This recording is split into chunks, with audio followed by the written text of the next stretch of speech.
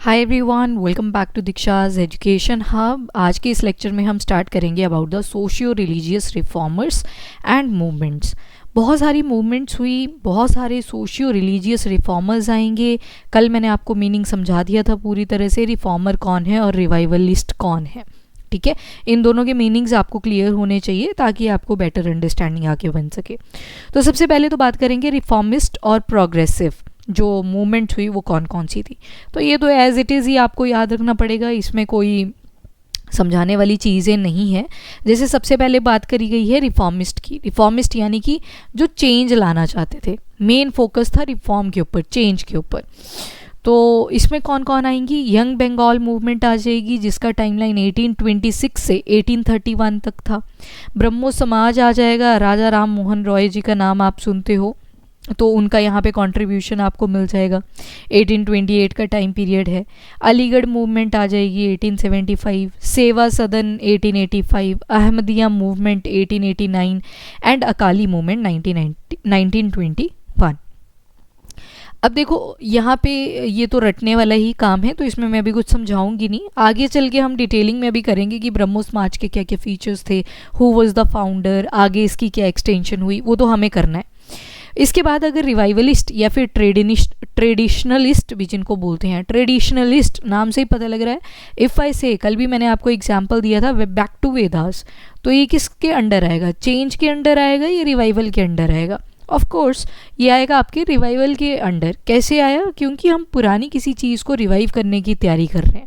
ठीक है, तो इसके अंडर भी बहुत सारी मूवमेंट्स आएंगी, जैसे कि वहाबी मूवमेंट आ जाएगी 1820, धर्मा सभा 1830, प्रार्थना समाज 1867, आर्य समाज 1875, मद्रास हिंदू एसोसिएशन 1892।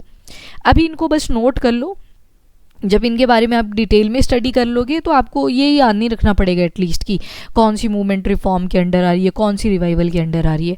सोचो कोई ऐसी मूवमेंट है जहाँ पे आपकी कन्वर्जेंस करवाई जा रही है, फेथ को चेंज करवाया जा रहा है वेस्टर्नाइजेशन के नाम पे, तो वहाँ पे क्या चीज़ काम आएगी? ऑब्वियसली रिफॉर्म तो नहीं आएगा, वहाँ पे तो रिवाइवलिज्म ही आएगा ना, कि अपने धर्म को लेके।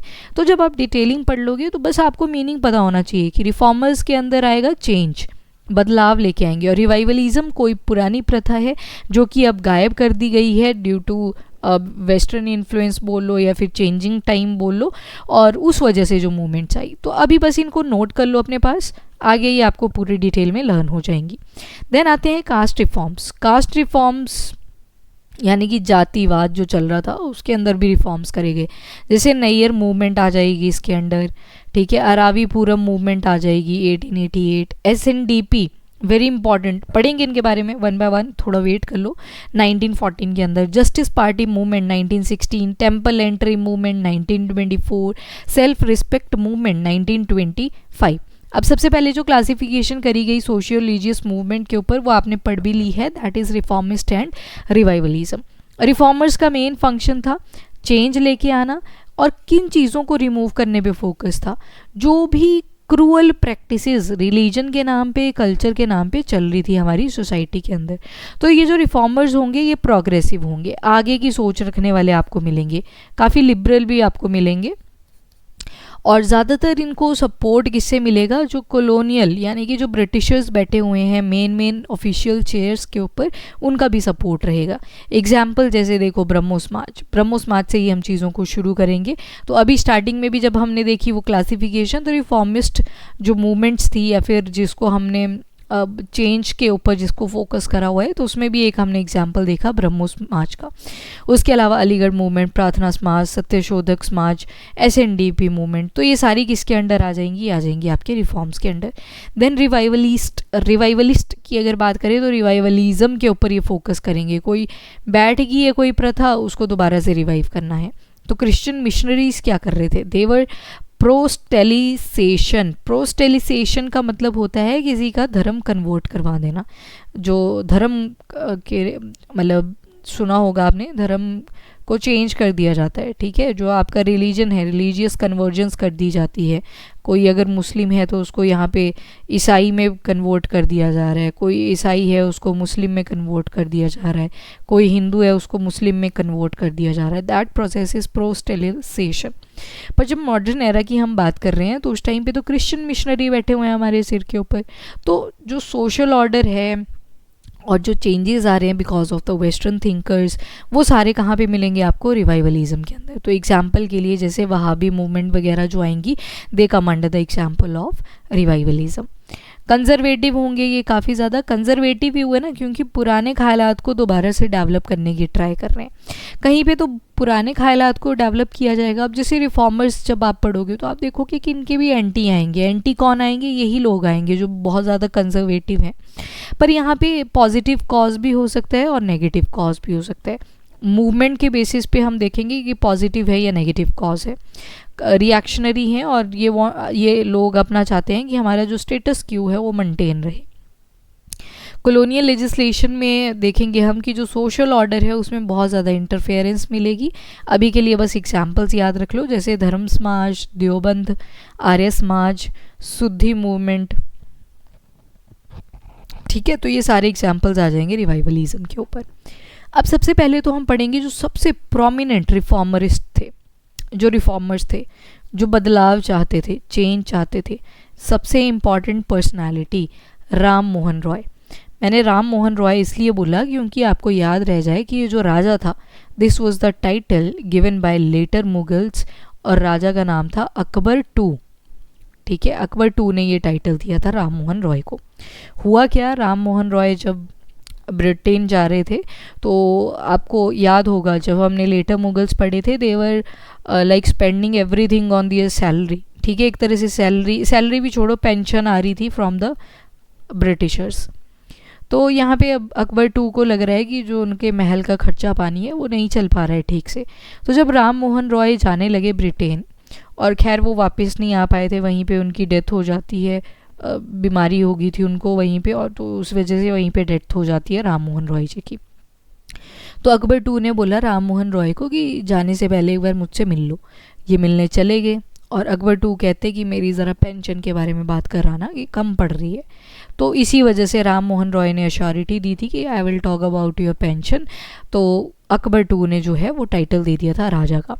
It is same, titles important होते हैं। याद करो वल्लभ भाई पटेल पढ़ा था हमने, ठीक है। वल्लभ भाई पटेल जी का जो टाइटल है, हम तो सरदार भी लगाते हैं ना आगे, तो वो बरदौली मूवमेंट, याद करो the women who were participating in Bardoli movement, उन्होंने वो टाइटल दिया था उनको, बरदौली मूवमेंट, याद है ना वो सारा।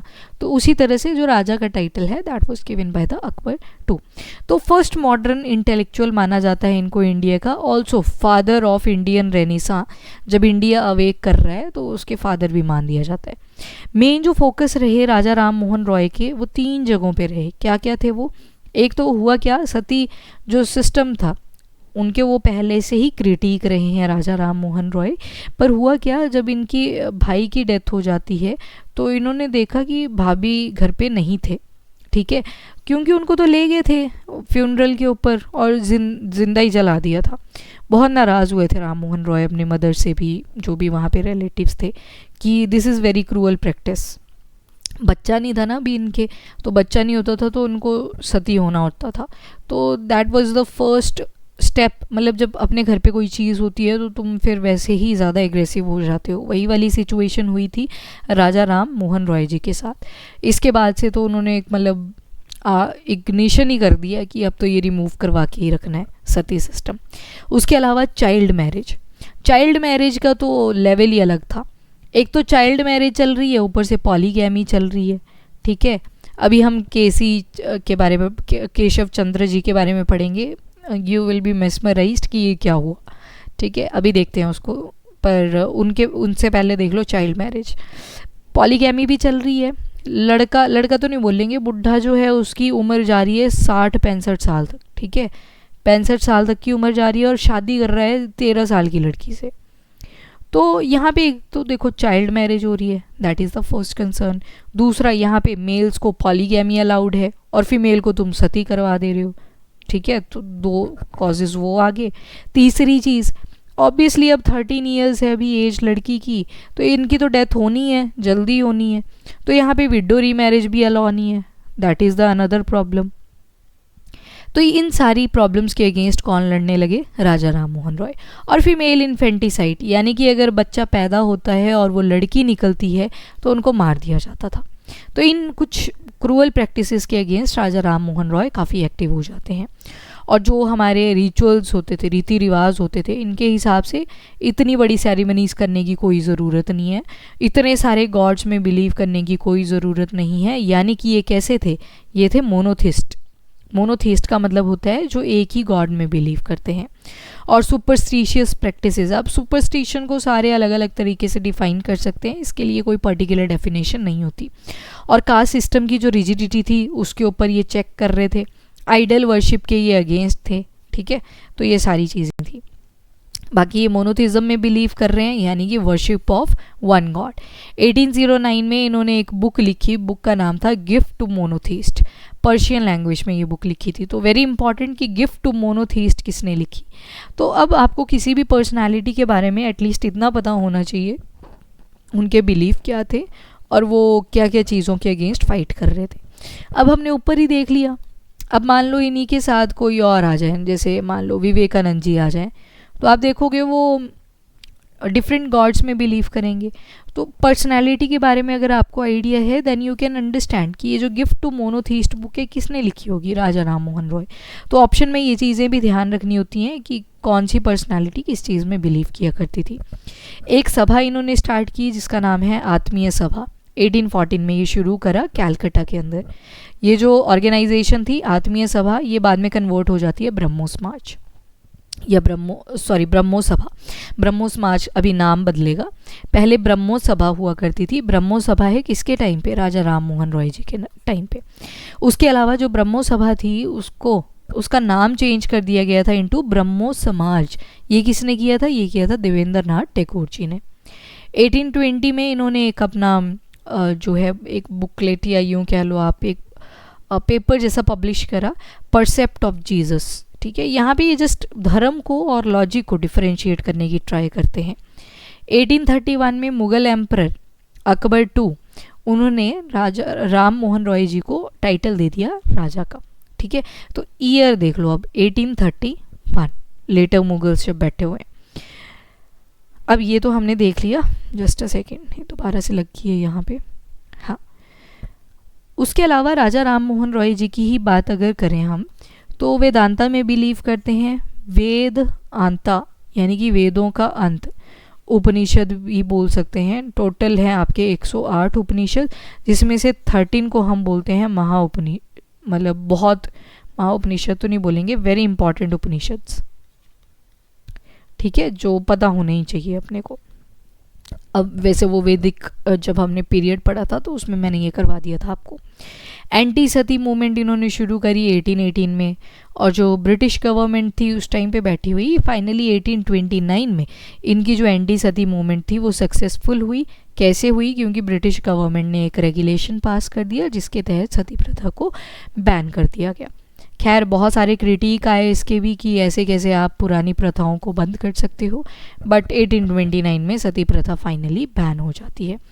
कौन थे? तो डेविड हैरे का काफ़ी सपोर्ट रहा टुवर्ड राजा राम मोहन रॉय। और राम मोहन रॉय ने एक हिंदू कॉलेज भी फाउंड करा इन 1817। उसके अलावा वेदांता कॉलेज 1825 में एस्टेब्लिश किया, और मिक्स लर्निंग हुआ करती थी वहाँ पे। इंडियन और वेस्टर्न नॉलेज दोनों ही वहाँ पे प्रोपेगेट करे जाते थे। Now the newspapers are very important, अखबारें पूछी जाती हैं। तो 2 लैंग्वेजेस में न्यूज़पेपर इन्होंने पब्लिश करवाए। एक था अपना बंगाली लैंग्वेज में, दूसरा था पर्शियन लैंग्वेज में। बंगाली न्यूज़पेपर का नाम था संवाद कौमुदी। संवाद कौमुदी जो था, this was the newspaper in Bengali language. And Mirat ul Akbar was in Persian language. 2 important newspaper, do remember. Devendra Nath Tagore ji की बात करते हैं, जिन्होंने क्या किया? कुछ नहीं किया, जस्ट ब्रह्मो सभा को कन्वर्ट कर दिया ब्रह्मो समाज में, नाम बदला है। ठीक है, अभी फीचर्स, अब देखो क्या होता है ना, जब भी कोई चीज़ फाउंड होती है उस टाइम पे उसके गोल्स डिफरेंट होते हैं। जैसे जैसे टाइम आगे चलता जाता है तो उसके जो गोल्स होते हैं वो डिस्ट्रैक्ट हो ही जाते हैं। यहाँ पे अभी देवेंद्र नाथ टैगोर हैं, साथ में आने वाले हैं नीचे केशव चंद्र सेन।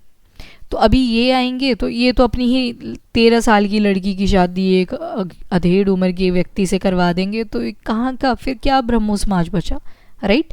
तो ये सारी चीज़ें देखेंगे, पर देखते हैं नेक्स्ट लेक्चर में। अभी के लिए इतना ही। If you like the video, to like and share as well as subscribe the channel. Thank you everyone, have a nice day, keep studying and keep watching.